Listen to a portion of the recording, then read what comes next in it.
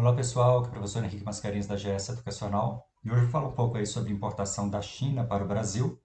Então, se você tem interesse de fazer importação da China ou se você já faz, fica comigo aí nesse vídeo para você ter mais informações, algumas dicas e acompanhar alguns casos reais de importação de clientes aí da nossa consultoria. Então, o primeiro passo para quem está querendo fazer a importação é fazer o planejamento inicial dessa importação. Por que esse planejamento é tão importante? Exatamente para você verificar se a importação realmente compensa e minimizar, reduzir alguns riscos nesse processo. Então, você tem que verificar se o fornecedor é confiável, porque senão corre o risco de você pagar e não receber, pagar de coisa errada, aí complicou. Para você resolver isso é quase missão impossível. Verificar a classificação fiscal da mercadoria, para verificar, por exemplo, se a mercadoria tem algum tipo de licença de importação. Por exemplo, brinquedo tem e metro. Então, se você vai importar brinquedo, já não dá mais para importar nem por correio nem por remessa expressa. Você vai ter que habilitar a empresa no radar, vai ter que entrar em contato com a empresa que faz homologação para o Inmetro, verificar os procedimentos, prazos e custos, vai ter que depois arrumar um despachante aduaneiro, tem que fazer no regime de tributação normal, tem que verificar também se a mercadoria tem algum tipo de sobretaxa, que a gente chama de antidumping, verificar em qual perfil de importação você se enquadra, se é por importação por correio e remessa expressa. Lembrando que importação por correio e remessa expressa, o limite é até US$ 3.000, tem que ser mercadoria que não tem licença de importação e tem que ser dentro do regime de tributação simplificado, tá? Para você fazer importação por correio ou remessa expressa, até US$ 3.000 sem precisar de habilitação no radar. E fazer uma planilha de custos também, de acordo com o seu perfil. Se você vai importar então, por correio remessa expressa, a planilha é uma. Se você vai importar por via aérea ou via marítima, a planilha é outra. Colocando todas as despesas tributárias e não tributárias. Aí você tem que saber qual é o Incoterm que está sendo negociado com o fornecedor. Tem que saber qual que é o código de classificação fiscal correto da mercadoria, porque isso vai impactar diretamente a carga tributária, a sua planilha de custos. Você tem que saber qual que é a alíquota do ICMS do seu estado. Então, você tem que correr atrás de informações de custos de logística, de despacho aduaneiro, armazenagem, de movimentação de carga, tudo isso para abastecer sua planilha. Então, o primeiro passo é esse, fazer um planejamento. Aí você planejou, viu que vale a pena? Ok. Aí vai para a próxima etapa, que é fazer o processo acontecer. Planejou, viu que não está compensando? Para por aí, refaz, repensa o que você está pensando em fazer. Então, a importação ela é viável para algumas empresas e não é viável para outras. Cada caso é um caso.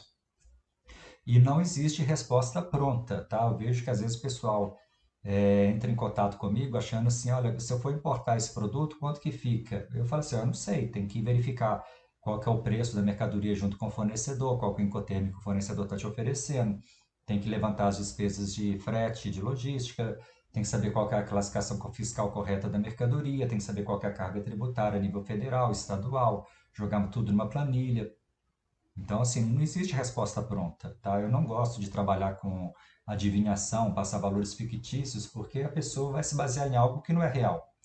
E depois, quando a mercadoria chega aqui e o importador vê que o custo ficou, por exemplo, muito maior do que ele imaginava, aí ele vai reclamar com quem? Com o consultor, que inventou um número que não existia. Pulou etapa. Então, eu não gosto de pular etapa, eu gosto primeiro de fazer um planejamento. Planejou, deu certo, aí você segue em frente. Uma vez eu gravei um vídeo que falava sobre questão de frete marítimo, né? E a pessoa fez um comentário assim: ah, você falou besteira porque o frete marítimo eu já sei, é muito fácil saber qual que é o valor do frete marítimo. Tipo assim, como se para você saber o valor do frete marítimo já tivesse um valor pronto, né? Que você não precisa consultar ninguém. Você não precisa consultar agente de carga, você não precisa saber nada, né? Que já existe um valor pronto. Isso não é verdade. Quem fala isso é quem não tem conhecimento, porque por exemplo, o frete marítimo, ele varia de acordo com o porto de origem, com o porto de destino, depende do tipo de container, tem tipo de container que o frete é mais barato, tem tipo de container que o frete é mais caro, tem tamanhos diferentes de container, depende se a carga, se você está dividindo container, depende se é container inteiro, depende da empresa de transporte, que eles concorrem entre si, o frete do container tem prazo de validade, em torno de 7 a 10 dias, e não é só o valor do frete, tá? Porque o agente de cargas cobra um monte de despesa de logística da parte dele, o armador cobra um monte de despesa de logística da parte dele, e você tem que saber todas essas despesas além do frete. E o frete vai variar também dependendo da situação, de acordo com o peso ou a cubagem da mercadoria. Então, se for dividir contêineres, tem que saber qual que é o peso, qual que é a cubagem. Então, assim, não existe resposta pronta, não. O frete varia de acordo com a época do ano. Antes da pandemia, o frete era um, hoje o frete é outro. Portos diferentes, países diferentes, tem questão de custos, né, de transporte diferente. Até a empresa de transporte também, se você pega um navio, por exemplo, que demora muito para chegar, o frete provavelmente vai ser mais barato do que aquele que chega mais rápido, que o transit time é menor. Então, tem muitas variáveis envolvidas. E não é questão só de frete. E as despesas de armazenagem? Você sabe qual terminal de carga sua mercadoria vai chegar? Você conseguiu negociar as tarifas com o terminal de cargas para não pagar as tarifas mais caras possíveis? Porque depois você vai tomar um susto, vai cair para trás. Se você não negociou isso previamente, não teve alguém que negociou isso para você previamente. Então tem que levantar todas essas despesas. E não é algo que você faz da noite para o dia. Tem agente de cargas que eu peço cotação para eles, eles me dão resposta 1, 2 dias depois. Porque ele tem que consultar o agente de cargas dele lá no destino, lá na China. O agente de cargas dele lá na China passa a resposta para ele aqui no Brasil. Então ele também tem resposta pronta, não, de valor do frete, não. O segundo passo, então, depois que você viu que realmente compensa, é seguir em frente, se organizar para fazer o processo acontecer. Então, dependendo da situação, você tem que habilitar a empresa no radar. Você tem que saber qual limite de radar você tem para ver se ele é compatível com a importação que você está querendo fazer. Tem que credenciar despachante aduaneiro quando for necessário. Dependendo da situação também, se você vai importar, por exemplo, um produto que tem homologação na Anatel, que tem Metro, que tem Anvisa, tem que verificar esses detalhes antes também de fazer a importação, homologar o produto. Contratagem de cargas quando o frete for por sua responsabilidade. Pagar o fornecedor da forma certa, tem forma certa e forma errada de pagar fornecedor. Eu já vi muita gente pagando da forma errada. Mas você tem que saber fazer o pagamento da forma certa, para não dar problema. Contratar a empresa de inspeção lá na origem, quando possível, para você ter certeza, né, que aquilo que você está pagando, aquilo que está vindo. Conferir toda a documentação antes do embarque, então você tem que conferir fatura comercial, packlist, conhecimento de embarque aéreo, se for WB, conhecimento de embarque marítimo, se for BL.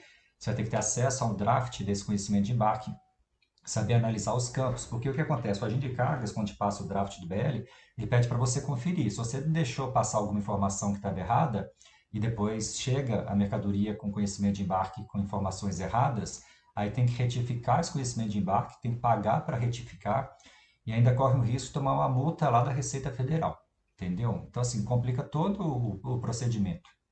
Então, tem que saber. Então, por exemplo, esse conhecimento de embarque aí, ele vai ser, o despacho vai ser feito na zona primária ou na zona secundária. Lá no conhecimento de embarque, no draft, você consegue identificar quando o conhecimento ele vai ser destinado a uma zona secundária ou não. Você sabe quais são as informações que deve constar ou não. Se você não sabe, você tem que contratar alguém que saiba para olhar isso para você. Conferir toda a documentação. Parece coisa simples, mas às vezes passa uma informação batida e complica todo o processo de despacho aduaneiro, principalmente se cair no canal vermelho, que vai ter conferência de documentos e conferência física da mercadoria. Então tem que conferir tudo antes de autorizar o embarque, tem que negociar com o fornecedor quem que vai enviar a documentação, como que essa documentação vai chegar no Brasil, quem vai ter acesso a ela. Uma vez que você conferiu não só a documentação, mas também até a marcação das caixas, né, volumes e tudo, autorizar o embarque, acompanhar a chegada da mercadoria no Brasil, acompanhar o despacho aduaneiro, né? O despachante vai cuidar disso, ou a empresa de correio ou remessa expressa, pagar todas as despesas, e a última etapa é emitir a nota fiscal de entrada e conferir se a mercadoria chegou ok. Lembrando também que em alguns casos vai ter que contratar seguro, tem que conhecer em quais condições o seguro vai cobrir a sua mercadoria, em quais condições que não cobre. Tem determinadas situações que a seguradora exige, igual um plano de gerenciamento de riscos, que ela exige que seja apresentado em algumas situações. Você tem que saber o que é isso, saber acompanhar essa questão junto com a seguradora, porque senão você tem um seguro, acontece um sinistro com a sua carga e o seu seguro não vai servir para nada. Você tem que acompanhar o que o despachante está fazendo também, para ver se ele, né, não está pulando alguma etapa, esquecendo alguma coisa. Então, são muitos detalhes. E fazer importação da China muitas vezes significa você ficar acordado de madrugada para conversar com o fornecedor. Por exemplo, hoje mesmo eu não dormi quase nada. Fiquei 2 horas da manhã conversando com o fornecedor pelo WhatsApp, depois 4 horas da manhã, depois 6 horas da manhã, resolvendo questão de documentação, informações que o cliente estava solicitando antes de fazer um pagamento, e o embarque já está próximo, é um embarque grande, são 600 toneladas de mercadoria. Então, é um embarque que precisa olhar várias informações, em que, inclusive, o importador está pedindo o laudo técnico da mercadoria, vai ter uma empresa de inspeção que vai inspecionar a carga, vai verificar especificações técnicas para ver se a mercadoria está batendo as especificações, porque se, dependendo das especificações, a mercadoria não tem utilidade. Então, são muitos detalhes para a gente acompanhar. E muita responsabilidade também, porque se você deixa passar alguma coisa e depois dá um pepino lá na frente, dá um problema lá na frente, quem que vai ser responsável por isso? Entendeu? Então, é isso. A importação tem que ter conhecimento, experiência e responsabilidade. E atenção no que está sendo feito. Esse aqui são relatos de alguns alunos aí da consultoria. Muitos deles foram meus alunos também no curso de importação. Alguns fazendo importação aí pela primeira vez. Eu sempre peço para o pessoal mandar fotos, né? Muitas vezes eu mesmo já tenho acesso a essas fotos, que eu mesmo peço para os fornecedores, mas eu peço também para que quando eles receberem as mercadorias nas empresas, mandar fotos para mim também, para eu ter certeza, né, que deu tudo certo, e acompanhando isso aí. Esse aqui é carga também de cliente lá na China. Então, isso aí é a carga que está lá no container, aqui já é o container fechado. Esse aqui é a primeira importação de um cliente também que está importando ferragens, CMH é a sigla lá da empresa dele, que ele pediu para colocar nas caixas e nos produtos. Então, a gente negociou com o fornecedor. Então, é questão de personalização. Então, essas são as mercadorias dele. Essas mercadorias, nesse momento, estão a bordo do navio vindo para o Brasil. Previsão de chegada aí para o final do mês. Primeira importação dele. Esse aqui é de um outro aluno que virou cliente da consultoria também. Isso aqui são artigos para pet shop, foi a primeira importação dele. Já chegou, essa aí é a foto que ele mandou para mim. E já tem uma outra vindo já a bordo do navio. Isso aí é dividindo container, container compartilhado. Isso aqui é artigos para soldagem, isso aqui é artigos para solda. Foi a primeira importação também deles lá, e é container compartilhado. Isso aqui é resina PVC, é uma ex-aluna que ela trabalha numa fábrica de plástico aqui em Minas, e ela estava fazendo muita importação de resina PVC da China. Agora não está compensando não por causa do antidumping, o antidumping inviabilizou. Mas ano passado eu acompanhei vários processos deles lá, tinha contato direto com o fornecedor, negociava com eles. E essa resina PVC eles importaram muitos contêineres. Isso aí é a foto da fábrica, você vê que é uma fábrica bem grande, né? Tem muito espaço lá, um armazém muito grande. E aí também a resina PVC lá no container. Então é isso, o primeiro passo então, planejar, saber acompanhar o processo, né? E acompanhar aí detalhe por detalhe com todos os profissionais envolvidos. A vantagem de você contratar uma consultoria é que você vai ter alguém com conhecimento, tempo para estar fazendo isso. Você não precisa ficar preocupado, ficar olhando todos esses detalhes. E a consultoria serve exatamente para esse propósito. E também ter bons, né, profissionais envolvidos, um bom despachante, um bom agente de cargas, uma boa corretora de câmbio, corretor de seguros, uma boa empresa de inspeção, porque é um conjunto de profissionais envolvidos, não é apenas um. Se você precisar aí de curso ou consultoria, entre em contato, continue acompanhando aí o canal, ative as notificações, estou sempre colocando novas informações. E é isso aí. Um abraço a todos, até mais, tchau, tchau.